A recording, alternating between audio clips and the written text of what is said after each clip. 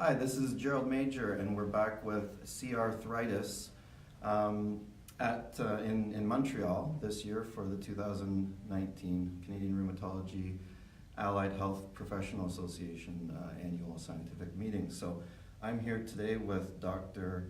Karine Toupin-April. Yeah. And so we're going to really talk about kind of the theme this week of the meeting, and also what you're involved in. So go ahead and introduce yourself to everyone. Sure. So I'm Karine Toupin-April. So I'm actually trained as an occupational therapist. So I did a bachelor's degree in occupational therapy at the University of Montreal. And then after that, I actually did a master's degree and a PhD in research, so mostly in public health and epidemiology. And so I started to do research really, so I did a bit of clinical practice, and then I also started to do research. So now I'm a scientist at the Children's Hospital of Eastern Ontario in Ottawa, Canada.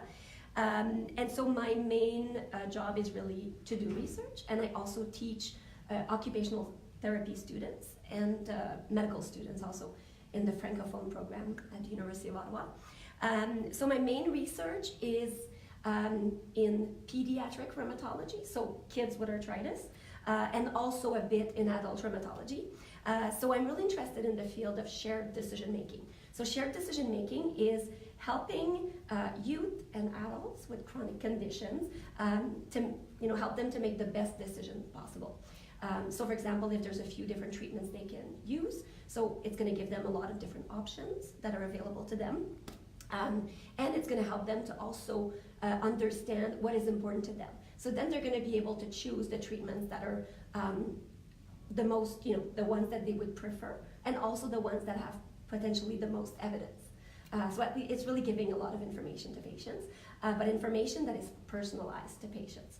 And so my main research project that is funded by the Arthritis Society is a web application, and it's for teens with arthritis. And it gives a lot of information on different treatments for pain management. And it really, depending on what they like, it's going to show them the top 5 things that they would like to try. And so they could actually choose, and then they could try it and see if it works for them. And then they could go back on the app later. And the goal of that is really to start a discussion about these treatments and about their pain with their healthcare providers, because often they don't have the time to discuss the 40 or even more options for pain in juvenile arthritis. So a few questions. So the age range Yeah. of pediatrics, what does that include? So so the decision aid we're working on, like the web application we're working on, that's mostly for teens. So it would be more 13 to 18 years old, and even maybe later. But youth with arthritis, we've done interviews, for example, and we started at around 8 years old until 18 years old. Yeah. So I was a juvenile arthritis patient before really there was that kind of a thing. Yeah. That was 1986 for me at 14 years old. So I really appreciate what you're doing and what you've chosen to do. And it's interesting that you have a few different things going on in your head and a few different lenses. So one being an occupational therapist, and then the other of the research that you're doing now. So maybe to get your comments on this year's theme of the CRA of building bridges. And you've got some bridges within yourself that you're able, and also you seem to be doing some transitional work because you're on both the pediatric side and the adult side, you can obviously help with transition, I would think. Mm-hmm. Yeah, that's really interesting. So I think building bridges is really a theme that's really resonated with me a lot this year, because I find it's maybe one of the things that is the hardest is to work with people that are different from us, right? We have that everywhere in the world. It's always difficult to understand people that are different from us. And I find, so trained as an OT, I really see things with, if you can say the lenses of an OT. I see things in an OT way. And so, talking to physiotherapists, talking to nurses, to rheumatologists, to psychologists. So you see everybody has a different point of view, a different perspective. And I find that building bridges for me, one of the things is definitely having all of these different healthcare providers working together in clinical practice using interprofessional collaboration, everybody being equal, but bringing a different piece to the puzzle. I think that's really important. And I think in clinical practice, but also in research. I think in research, often we'll see a team, and it's only people from one profession. I mean, we don't see that as much now as we used to, but I think one of the things is really building bridges between different professions in the healthcare we provide, but also in the research we do. And then one of the other big piece is the patient piece, right? So I do research, and I have a lot of patients. I have many patients that work with me on various projects, and the patients are crucial in my research. So from the start, I involve them. So the patient versus clinician versus researcher. I think you need like all of these different people together, and also policymakers to really have like good research projects. But I think without involving the patients, without building bridges between, we have different views, but we really need to look at both in order to do good research and to provide good healthcare. And I would say that one of the really problematic thing is, as allied healthcare providers, we don't do enough research, and we don't have time. We just, I've tried to involve many clinicians over time in research, and they say, I don't have the time to do it.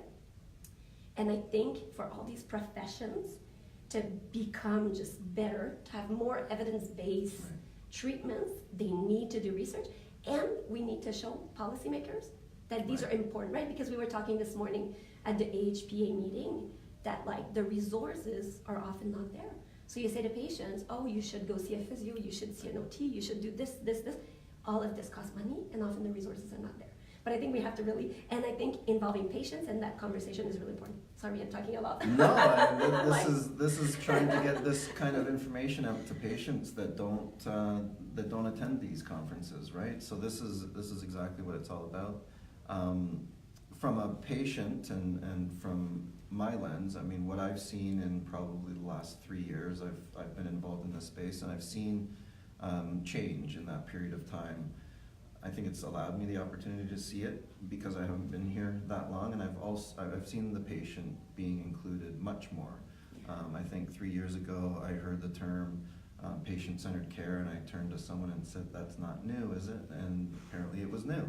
But we've made changes from there, specifically in rheumatology and with arthritis. So now maybe talk about a bit of the differences, maybe from pediatrics to adult, as far as and maybe focus a bit more on pediatrics. We don't hear enough about it, which is also another thing that lately has been starting to get a lot of attention. Yes. So I would say, I mean, my main research project, the development of the web application, I think that's one of the types of, that's a type of tool that could definitely be useful for transition, right? Preparing to self-manage, preparing youth to actually look at all the different treatment options, look at the evidence for these options, try to see what fits within their life, within their schedule, what they like, what they don't like. If they don't like to do relaxation because they find it boring, they shouldn't do that. If they, depending on what they like, if they want to be super physically active, maybe there's some things like Pilates or, yoga, whatever, that they could try. And it's giving a lot of power back to the patients. And I find it's funny, I was talking to another patient today, and we were saying how, health literacy is not often very good, even in the population at large. So if people will read a newspaper article and they'll say, this treatment is a cure for this, and you'll see everybody rush and trying to buy it. And you're like, it's really important to be able to be, to have critical, good judgment, to be able to detect this is actually good, true versus not true, like in the fake news versus real news. And I find that, so in pediatrics, so I've done a lot of work at the beginning of my career when I was a student using questionnaires. So asking people like, fill out this questionnaire. And while this was interesting and it gives us a lot of information, and then we did statistics and we like, okay, this is what, the quality of life of people, whatever. And it was really interesting. But I find more recently I started to do more like interviews. So what we call semi-structured interviews. So interviews where we have an interview guide, and we ask questions, and we really try to understand what's going on in their life. And I find this has given us a whole new insight, right? And that's the reason to involve patients, really. I mean, the amount of conversations I've had that have started in one direction and completely gone into a different with a whole lot of new learnings. So, I mean, I'm really interested to actually check out this thing. How many tools are available? So now we're developing that web application for pain management. There's about 40 treatments in it that are discussed, that are like presented, but it's a top 5 of the ones that might fit the most with what people want. Some parents said, I want to look at all of them. I want to go see the study. They want to click on each study because they want all the information. And some of the teens were more like, okay, if you give me a top 5, it's good, and I'll go check out which one I really like. So that's been a struggle of mine and a journey of mine, and one of the reasons that I actually advocate. So, you know, at 14 years old in 1986, there wasn't a whole lot of support. So I basically ignored things, and I carried on with my career, and then until I couldn't. So now I advocate, and I advocate because I've had a journey that no one should really have to repeat. I've been fairly fortunate in my life.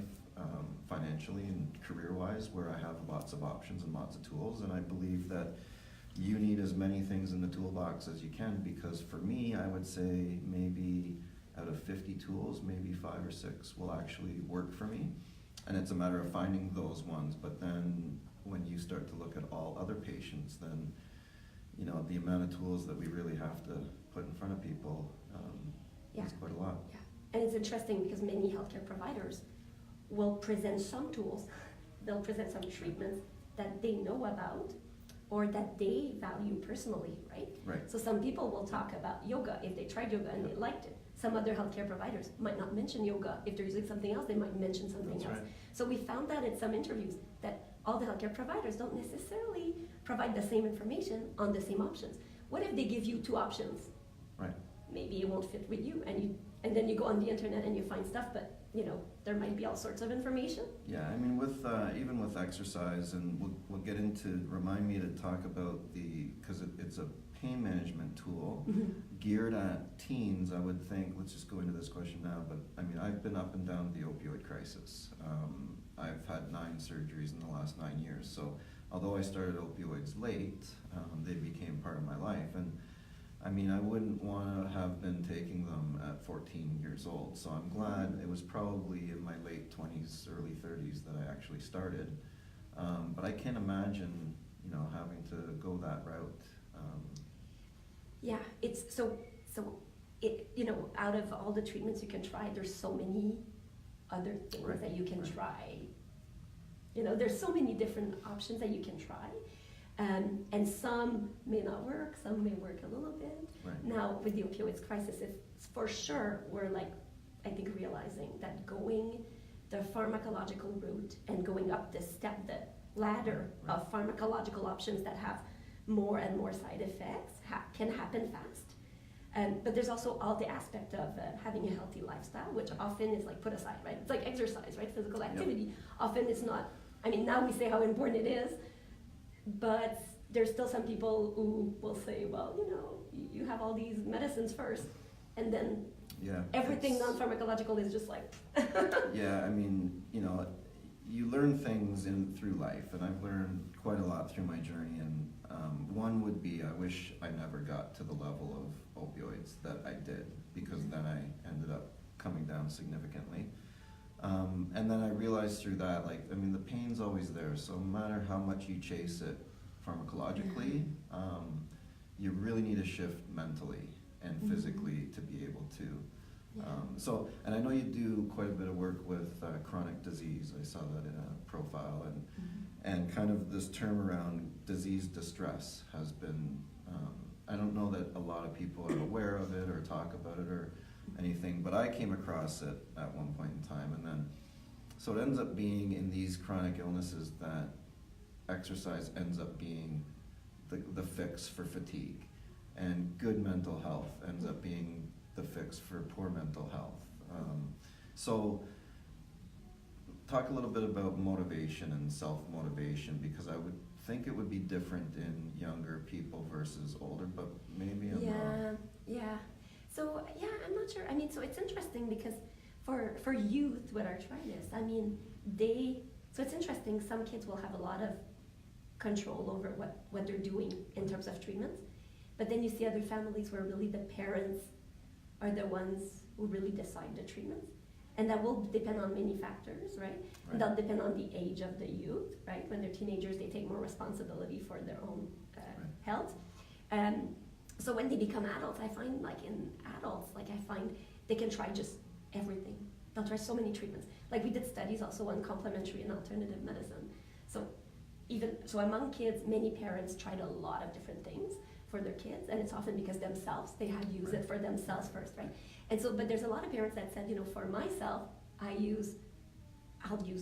try everything to feel better, to have less pain. And for my kid, they're a bit more cautious for their children. When children have rheumatic conditions, like they're a bit more cautious.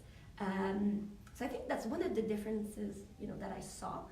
One of the things I want to add to is the fact that like teenagers right now, so it's interesting, we did interviews, and a lot of kids were saying, well, we have fatigue, and like fatigue can make the pain worse. Right. And it's interesting because there are some healthcare providers we interviewed who said, you know what, all the like sleeping, helping them to sleep well, teenagers are a lot on their phone.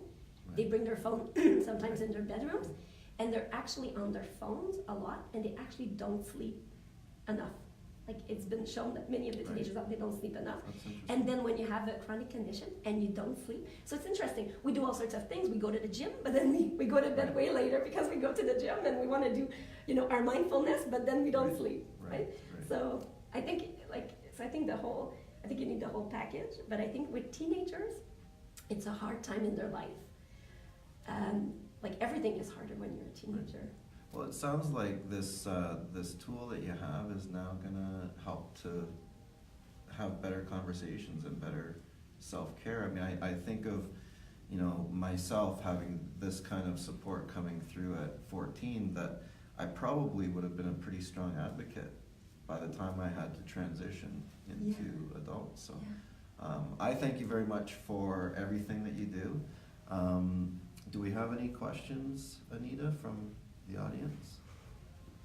There's one question about the decision aid that you talked about. When can we expect to see this, and where can we learn more about it? So we're working on it now. So it's been actually taking a lot of time because we did a lot of interviews with youth, parents, healthcare providers. We want to make sure it's going to be as good as it can. Like we want to make sure, all the information is correct. So it means looking at the literature.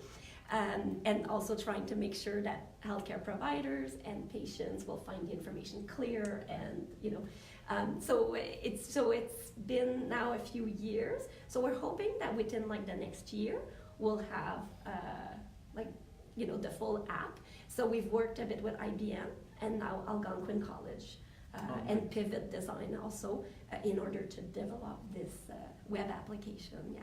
So we're hoping within a year to have something. And we'll have to test it. So if there's patients also that are interested, we're probably going to ask a lot of people to kind of test it, use it first, to see if it really helps. I mean, the goal is to bring a conversation, discuss it with healthcare providers. Yeah. And if people want to follow news about the research, so when you recruit for the study, where can they learn more about that? So they can email me. Okay. ktoupin@chio.on.ca. Yes, and we're going to try to actually bring all the information and kind of, try to put it out there on the internet. So we're working on a website to give this information. And you'll patient groups. I mean, this is the kind of thing that we push out through our network. So yes, so I'm working with CAPA, Canadian Arthritis Patient Alliance. So Laurie Prue is really working with us on that a lot. And so through CAPA, we're hoping also with Cassie and Friends to be able to disseminate that information. We're also working with PR Coin in the US. So it's a quality improvement network in pediatric rheumatology. Nice. And it's a few different healthcare centers in the US, including Cincinnati Children's Hospital, nice. A bunch of different hospitals. And also there's Sick Kids and McMaster here, I think, that are involved. And so they have amazing, patient engagement, and I think Excellent. we're going to really bring that information everywhere. So, yeah. Excellent. Well, thank you so much. Enjoy the rest of the conference, and it's been a pleasure meeting you. Thank you. Thank you. Nice to meet you. You as well.